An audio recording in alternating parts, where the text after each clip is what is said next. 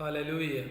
परमेश्वर का धन्यवाद करते एक बार फिर से अच्छे समय के लिए। और मैं आप सबों का हमारे जयवंत मिनिस्ट्री बाजपुर के यूट्यूब चैनल पर मैं आप सबों का हार्दिक स्वागत करता हूं और उम्मीद करता हूं कि आज आप परमेश्वर के उस गहरे प्रेम में बने होंगे जो आपके लिए निरंतर भलाई को उत्पन्न करता है। प्रियो, आज एक मैं बहुत ही अच्छे और सामर्थी टॉपिक के साथ आप लोगों के बीच में वचन को शेयर करना चाहता हूं। आज के वचन के द्वारा मैं आपको बता देना चाहता हूं कि आज का संदेश कुछ लोगों को बहुत अच्छा लगेगा, लेकिन कुछ लोगों को बड़ी परेशानी होगी, बड़ी तकलीफ होगी। क्यों होगी? क्योंकि आज मैं आपको बता देना चाहता हूं कि आज का जो वचन पूरी खराई के साथ में आपके बीच में मैं शेयर करना चाहता हूं। हम अक्सर एक कहावत को सुनते हैं कि हम अपने घर को तो सुधार नहीं सकते और दूसरों के घर को सुधारने की हम बातें करते हैं। अक्सर हम देखते हैं ना, प्रभु का वचन भी हमें इस बात को बताता है कि पहले अपनी आंख का लट्ठा निकाल, उसके बाद में तो किसी दूसरे की आंख का तिनका निकाल पाएगा। अगर मैं खुद अंधा हूं तो मैं कैसे किसी और व्यक्ति को रास्ता दिखा सकता हूं? जब मुझे किसी शहर में जाने का रास्ता पता नहीं है तो मैं किसी दूसरे को एड्रेस कैसे बता सकता हूं? आज इस वचन के द्वारा मैं आपको एक बात बता देना चाहता हूं कि जो लड़ाई चल रही है आजकल के माहौल में, जो विरोध चल रहा है आजकल के माहौल में, उसके कहीं ना कहीं हम खुद जिम्मेदार हैं। क्यों जिम्मेदार हैं? इस बात को मैं आपको बताना चाहूंगा कि इसीलिए मैंने आपसे कहा कि किसी को खराई के साथ आज का वचन बहुत अच्छा लगेगा, लेकिन किसी को बड़ी प्रॉब्लम होगी।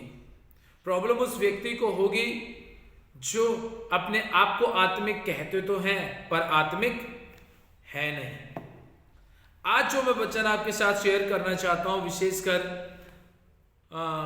गलातियों की पत्री और उसका 5 अध्याय, यहां पर आज मैं आपको बता देना चाहता हूं कि बाइबल में ऐसा बताते हैं कि इस पृथ्वी के ऊपर रहते हुए हम अपने उन अंगों को मार डालें, उन कामों को खत्म कर दें जिनकी वजह से हम आए दिन विरोध का सामना करते हैं, सताव का सामना करते हैं, तकलीफों का सामना करते हैं।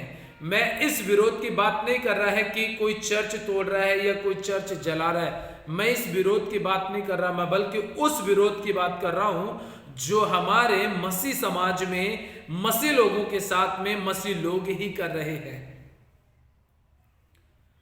दूसरे लोग वो अपनी इच्छा और अपनी मर्जी के अनुसार वो अपना काम कर रहे हैं। हम उन्हें ये नहीं कह सकते कि आप क्यों चर्च तोड़ रहे हो, क्यों मार रहे हो, वो एक अलग मैटर है। लेकिन मैं अपने मसीह समाज के अंदर जो तनाव चल रहा है, मसीह समाज के अंदर जो विरोध भरी बातें चल रही हैं, सताव भरी बातें चल रही हैं, आज मैं उसके ऊपर आपसे बात करना चाहता हूं।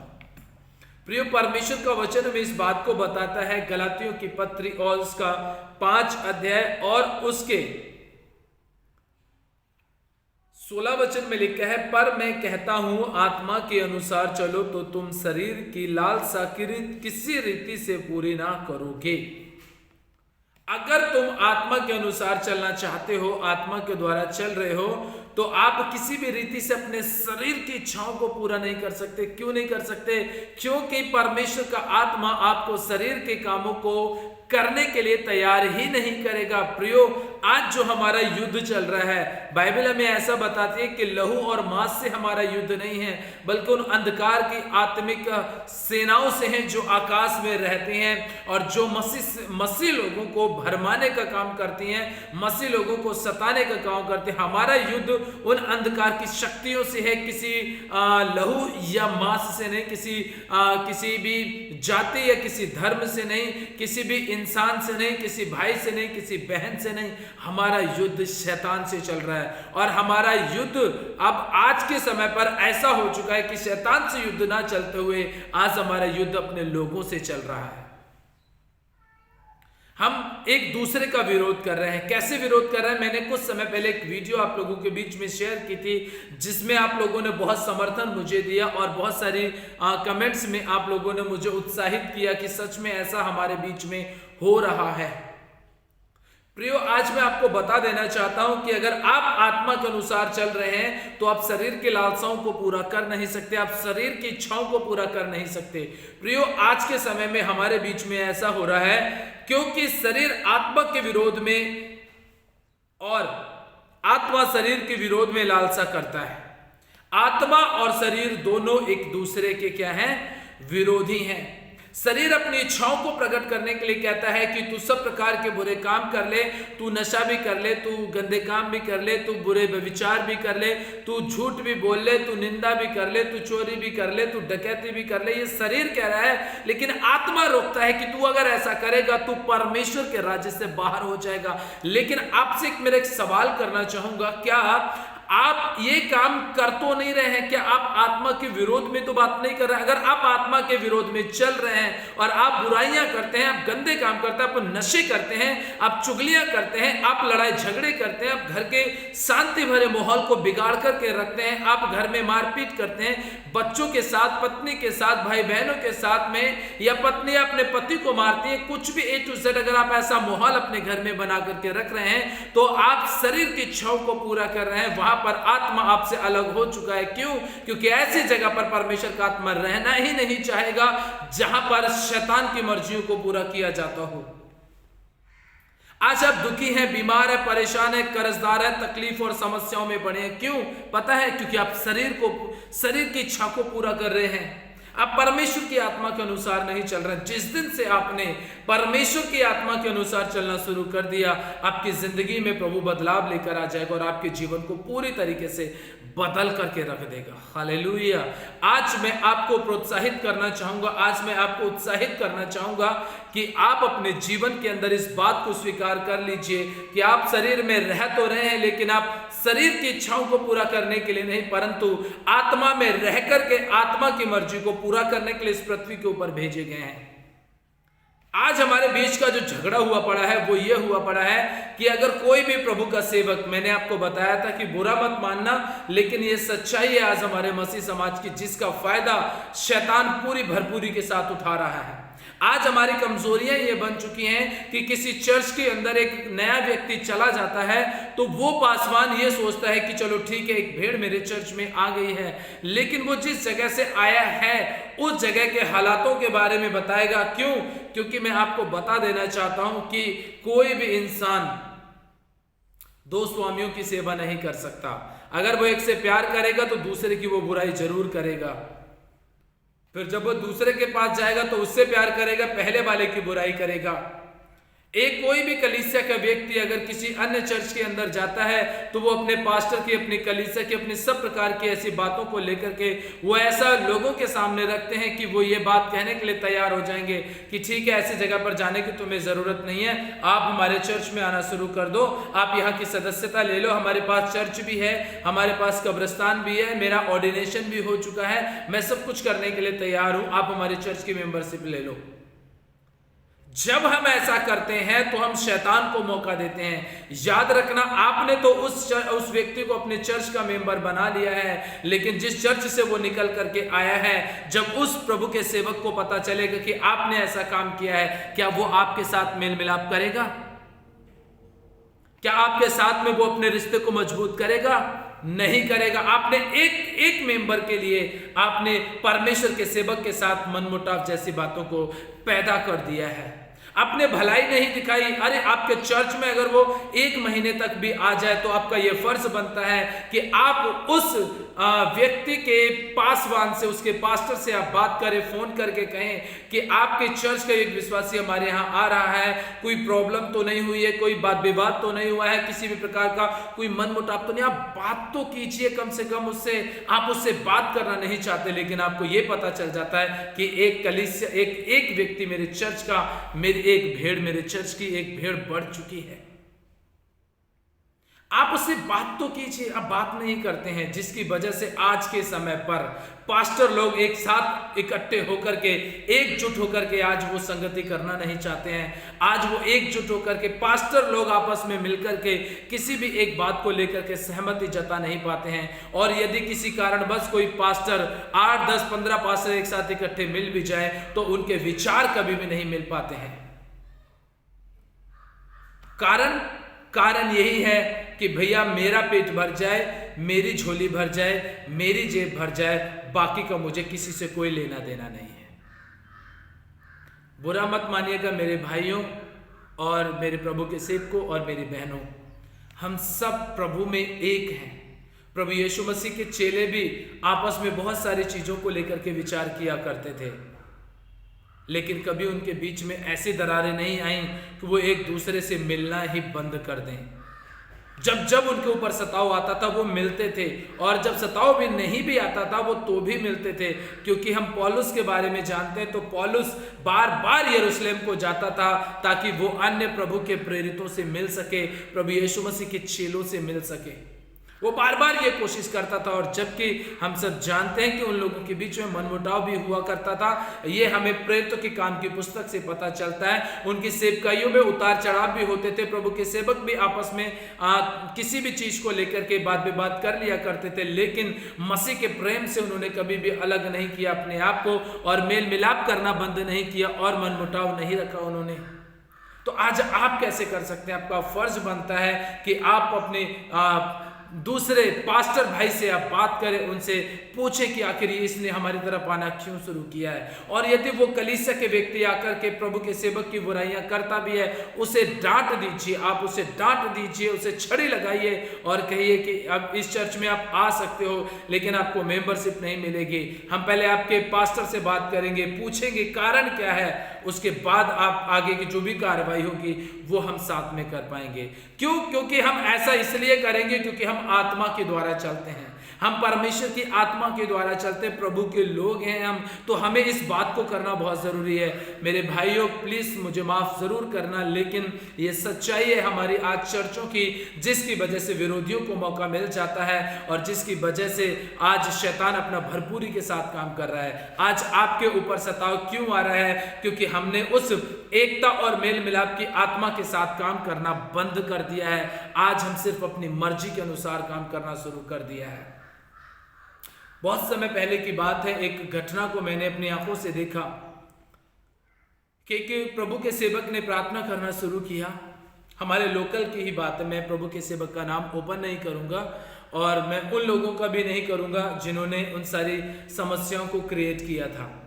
तो बहुत समय बीता, एक प्रभु का सेवक प्रार्थना करने के लिए उठा, प्रभु की आत्मा से जोश आनंद से भर करके उसने काम करना शुरू कर दिया, और उसने देखा कि आस पड़ोस के जो और दूसरे पादरी लोग थे, जो दूसरे पास्टर लोग थे, उन्होंने भी प्रभु की सेवकाई के लिए अपने आप को सहयोग देना शुरू कर दिया। मतलब अपने आप को बदलना शुरू कर दिया कि जब प्रभु इसके द्वारा काम कर सकता है तो हमारे द्वारा क्यों नहीं कर सकता। उन्होंने इस बात को सोच करके पूरी तरीके से अपने जीवन में स्वीकार कर लिया कि हमारे जीवन में भी प्रभु काम कर सकता है। धीरे धीरे धीरे धीरे क्या होने लगे, उस भाई की तरफ जो अभी जिसने उठना शुरू किया था, बड़े चिन्ह चमत्कार होने लगे। प्रभु बीमारों को चंगा करने लगा। आप सब जानते हैं जब प्रभु अपना काम करता है तो कोई रोक नहीं सकता है। तो जो दूसरे लोकल के पास्टर थे, उनके विश्वासियों ने वहां जाना शुरू कर दिया, और उस पास्टर की एक अच्छी बात यह थी कि अगर कोई भी किसी चर्च का मेंबर आता था तो वो सबसे पहले उस चर्च के उस मेंबर के पासवान को फोन करके पूछता था कि पास्टर जी, आपके विश्वासी ने हमारे चर्च में आना शुरू किया, क्या कोई प्रॉब्लम तो नहीं है, कोई बात विवाद के कारण तो नहीं आ रहा? उन्होंने कहा नहीं, ऐसा कुछ भी नहीं है।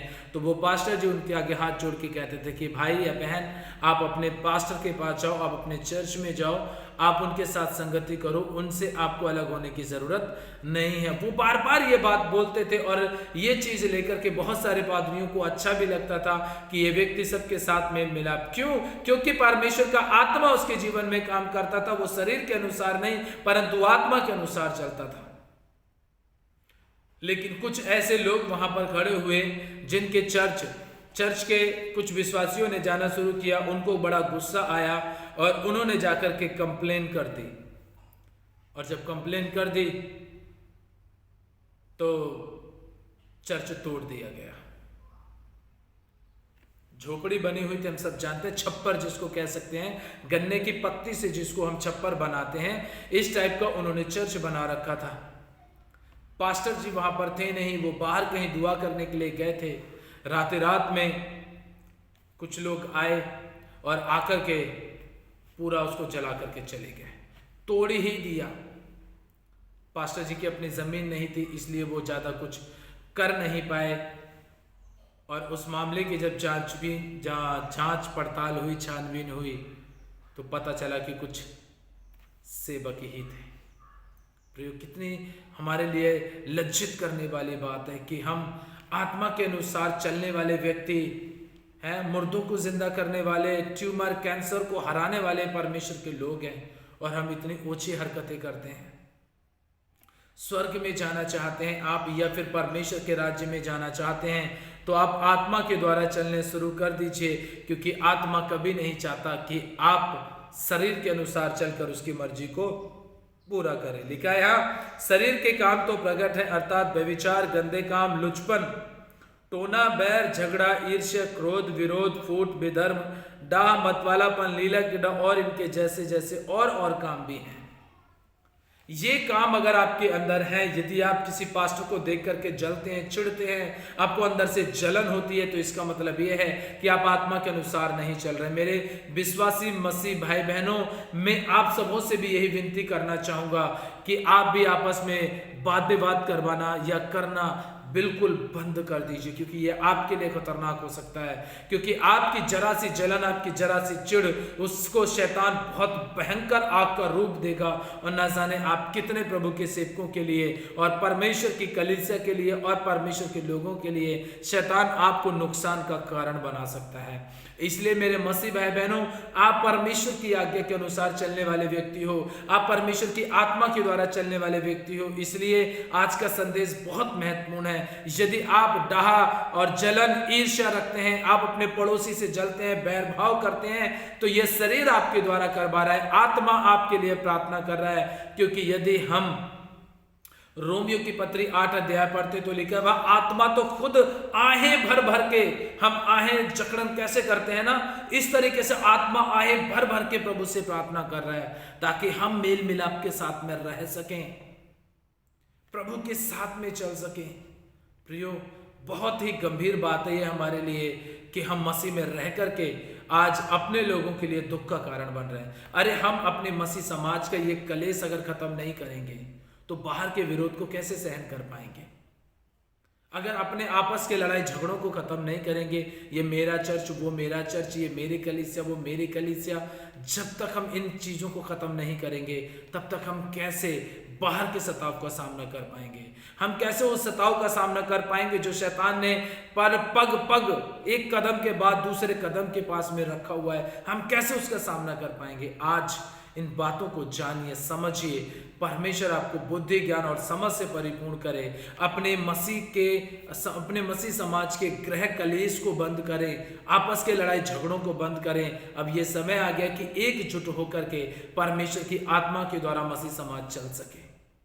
मैं आप सबों से हाथ जोड़ के विनती करना चाहूँगा कि मेरे प्रभु के पवित्र सेवकों, मैं आप सबों से बहुत छोटा हूँ, बहुत छोटा आपसे मैं नम्र विनती कर रहा हूँ कि आपस के हम बैर भाव को खत्म करें। ये समय है एकजुट हो जाने का, एकता के साथ में परमेश्वर के राज्य की उन्नति करने का।